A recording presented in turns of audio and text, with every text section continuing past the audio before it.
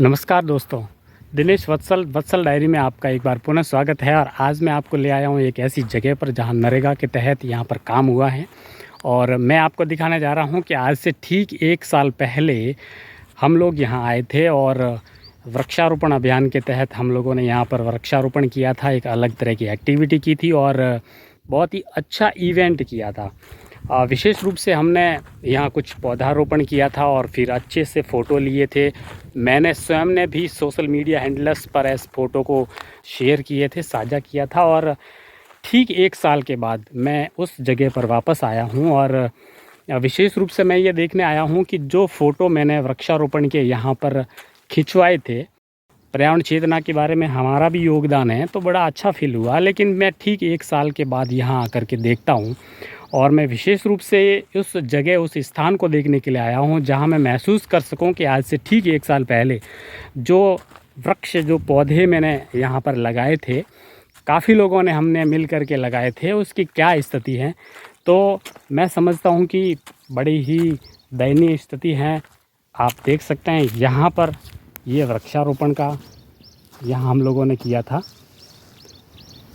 ये जो कंटीली झाड़ियाँ लगी हुई हैं, इस तरह का हमने वृक्षारोपण किया था और आज उसमें एक भी जीवित पौधा नहीं है। दुख होता है मुझे कि इस तरह का काम हम लोगों ने किया। इसके अंदर नीम है, 1-2 नीम है, उसके एक पत्ती हैं, वो जीवित हैं अभी। लेकिन कुल मिलाकर देखने जाए तो 99% पौधे जो भी हमने यहाँ लगाए थे वो सब नष्ट हो चुके हैं।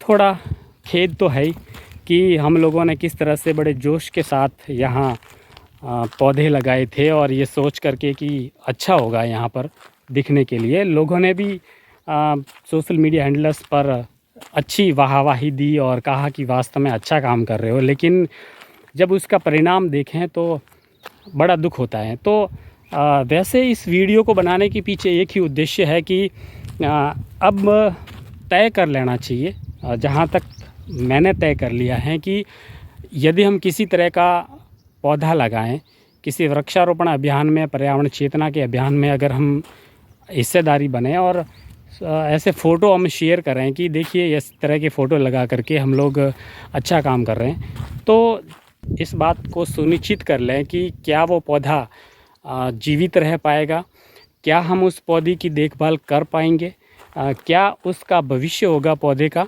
ये सबसे पहले तय कर लेना चाहिए। उसके बाद इस तरह के फ़ोटो हम लेवें, ऐसी फ़ोटोग्राफी करें और दूसरी जगह पर उनको शेयर भी करें।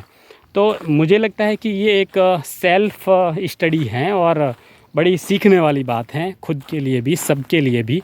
और हम सबको इस बात का विशेष ध्यान रखना बहुत ज़रूरी है कि केवल पर्यावरण के नाम पर, केवल वृक्षारोपण के नाम पर इस तरह के पौधे लगाए, आपने अच्छे से फ़ोटो लिए, अखबारों में छाप दिया और सवेरे उठ कर के अखबारों में अपनी अपनी तस्वीरें देखते हैं कि उस भीड़ जो खड़ी है उस पौधे के चारों ओर एक एक पत्ती को पकड़ के लोग खड़े हुए हैं, उसमें मेरा स्थान कहाँ है वो पहले फ़ोटो में देखते हैं। उसके बाद उसकी जो न्यूज़ है उसमें अपना नाम ढूंढते हैं कि वास्तव में मेरा नाम आया, छपा या कट गया है। तो इस तरह की एक्टिविटी करके हम लोग वास्तव में एक तरह का दिखावा करना चाहते हैं और इस तरह के दिखावे से पर्यावरण को कोई फ़ायदा नहीं होने वाला है। निश्चित रूप से ये एक तरह का दिखावा है, कोई फ़ायदा नहीं है इस चीज़ों से। और मुझे लगता है कि इस तरह की गतिविधियां अगर कहीं होती हैं या हम लोग ऐसे करते हैं तो इसमें दिखावे वाली प्रवृत्ति को छोड़ करके जो मूल रूप है उसकी तरफ ध्यान देना बहुत ज़रूरी है। इस तरह का पौधा लगाने से पहले 10 बार विचार कर लेना चाहिए, सोचना चाहिए कि वास्तव में ये पौधा जीवित रहेगा, इसका फ्यूचर है या नहीं। या फिर ऐसा तो नहीं है कि आज जो हरा भरा पौधा है वो आपने बो लिया और सवेरे उठ करके कोई बकरी आकर के खा जाए।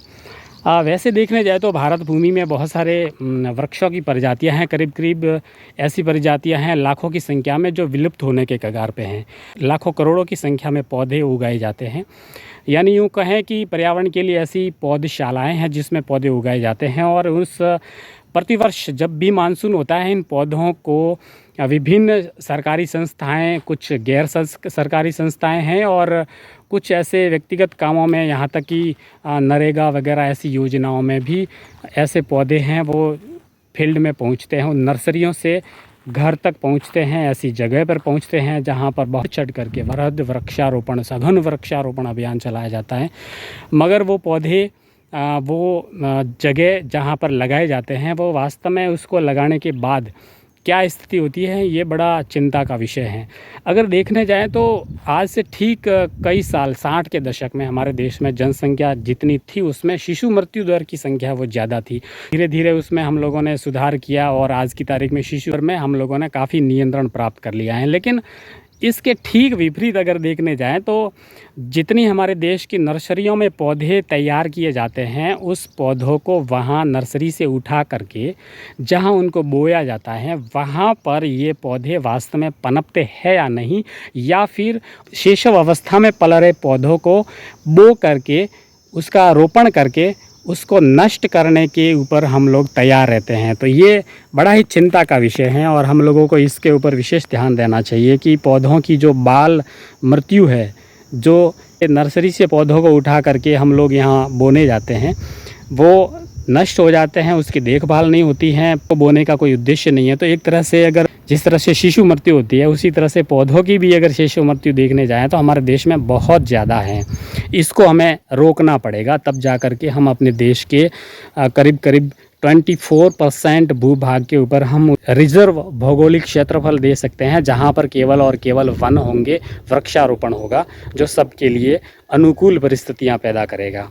तो दोस्तों, यही आज के इस वीडियो में आप लोगों के साथ शेयर करने वाला था कि कहीं अपना भी रोल होता है इस तरह की दिखावटी गतिविधियों में। तो मैं समझता हूं कि इस तरह की एक्टिविटीज़ जो होती हैं वहाँ पर सबसे पहले अपने को खुद को शामिल करने से पहले सुनिश्चित किया जाए कि क्या हम लोग उस एक्टिविटी में भाग लेकर के जो काम करने जा रहे हैं वो केवल दिखावा है, या फिर उसमें कहीं न कहीं किसी प्लांट की प्रोटेक्शन है जिसके ज़रिए हम लोग उसको 1 साल 2 साल 5 साल के बाद उस पौधे को देख सकते हैं और एक प्रूफ कर सकते हैं कि जिस दिन हम लोगों ने यहाँ पर प्लांटेशन किया था, आज वो प्लांटेशन, आज वो पौधा एक वृक्ष बन गया है, सेफ़ है। तो अगर इस तरह की परिस्थितियाँ हैं तो हम उस एक्टिविटी में इन्वॉल्व हैं और होना चाहिए। पिक्चर्स, फ़ोटो वगैरह, न्यूज़ वगैरह, बहुत सारी एक्टिविटी होनी चाहिए ताकि दूसरे लोग भी इससे मोटिवेट हो और सभी लोगों में इस तरह की भावना हो कि केवल दिखावे के लिए वृक्षारोपण नहीं हो और जहाँ तक जितना हो सके अच्छा हो। तो दोस्तों, आज जब मैं अपने क्षेत्र की एक ऐसी नाड़ी जहाँ पर मैं आया और ठीक 1 साल के बाद जहाँ का मैं दृश्य देखूं तो मुझे लगा कि इस दृश्य से बहुत कुछ सीख लेना चाहिए।